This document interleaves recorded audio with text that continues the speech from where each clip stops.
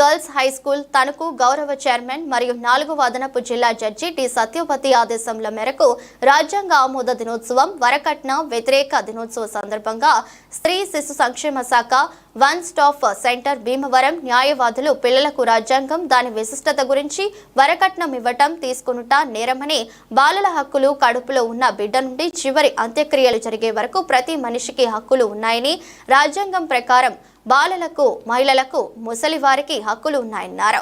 18 సంవత్సరాలు నిండకుండా ఆడపిల్లలకు 21 రాకుండా మగ పిల్లలకు పెళ్లిళ్లు చేయరాదని, అలా చేస్తే బాల్య వివాహాలు లెక్క క్రిందకు వస్తాయని, చట్ట ప్రకారం శిక్షార్హులు అవుతారని, అలాంటి సంఘటనలు జరిగితే 1098 టోల్ ఫ్రీ నెంబర్కు తెలియజేయాలని, ఉచిత న్యాయ సహాయ సలహా కోసం 15100 టోల్ ఫ్రీ నెంబర్ను సంప్రదించాలని, ప్రతి ఒక్కరూ చట్టాలపై అవగాహన కలిగి ఉండాలన్నారు.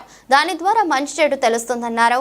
ఈ కార్యక్రమంలో న్యాయవాదులు Kauru Venkateswarulu, Kamana Muniswamy, Muppidi Subbaiah, C D Pramodini Kumari, supervisor Muppidi Aruna Kumari, one stop centre staff Suryaprabha, Deepti, school head mistress Srimathi T Varalakshmi పాల్గొన్నారు.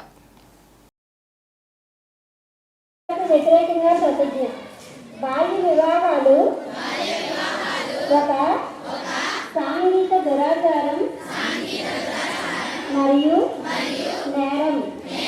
బాల్య వివాహాలు బాలికల విద్య, రక్షణ, ఆరోగ్యం మరియు అభివృద్ధికి ఆటంకమే కాకుండా వారి కలలను సాకారం చేసుకునే అవకాశాలను దూరం చేస్తుంది.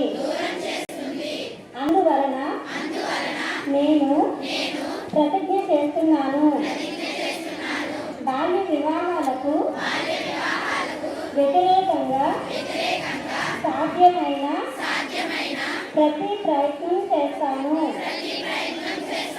నా కుటుంబం, నా పరిసరాలు, నా గ్రామం మరియు సమాజంలో బాల్య వివాహాలు జరగకుండా చూస్తాను.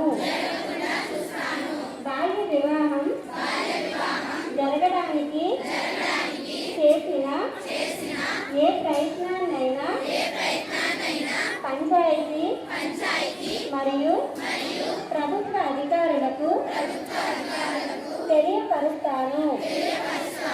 బాలల విద్య మరియు భద్రత కోసం నా గళాన్ని వినిపిస్తాను మరియు బాల్య వివాహ రహిత ఆంధ్రప్రదేశ్ సహకారానికి మద్దతు ఇస్తాను.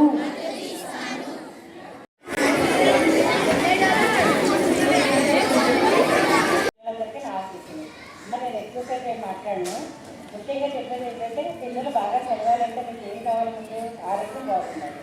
ఆరోగ్యం బాగుండాలంటే మంచి ఆహారం తీసుకోవాలి. తర్వాత మంచి ప్రవర్తన కూడా కలిగి ఉండాలి. అంటే అమ్మ తల్లిదండ్రులు చెప్పిన మాట వినాలి.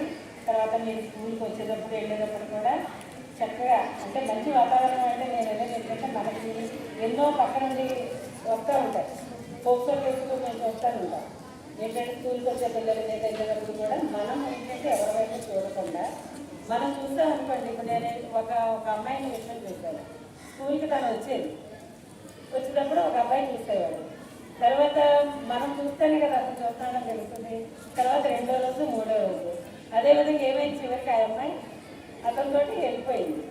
ఆ కేసు నేను పోలీస్ స్టేషన్కి నేనే వెళ్ళాను. ఆ అమ్మాయికి చెబితే ఏడుస్తుంది అనమాట.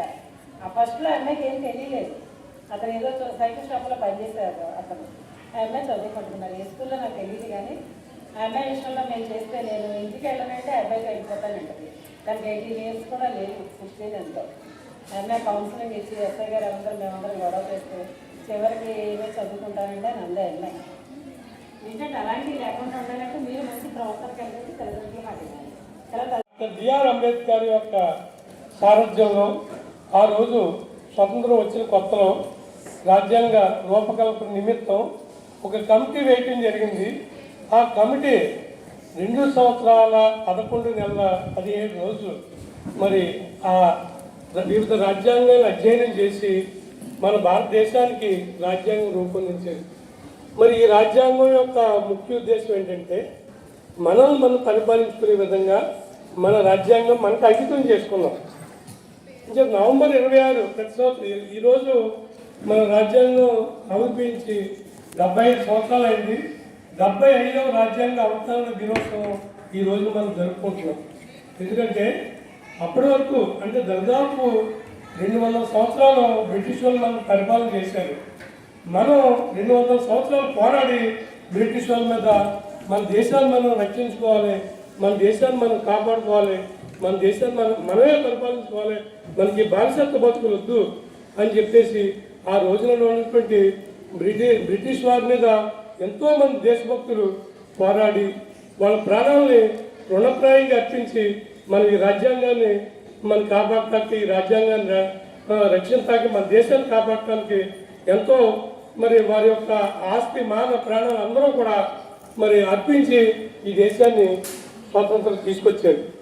మరి ఆ రోజు గాంధీ మహాత్ముడు అనేక సార్లు జైలుకి వెళ్ళాడు. అలాగే పండిట్ జవహర్లాల్ నెహ్రూ కూడా అనేక సార్లు జైలుకి వెళ్ళాడు.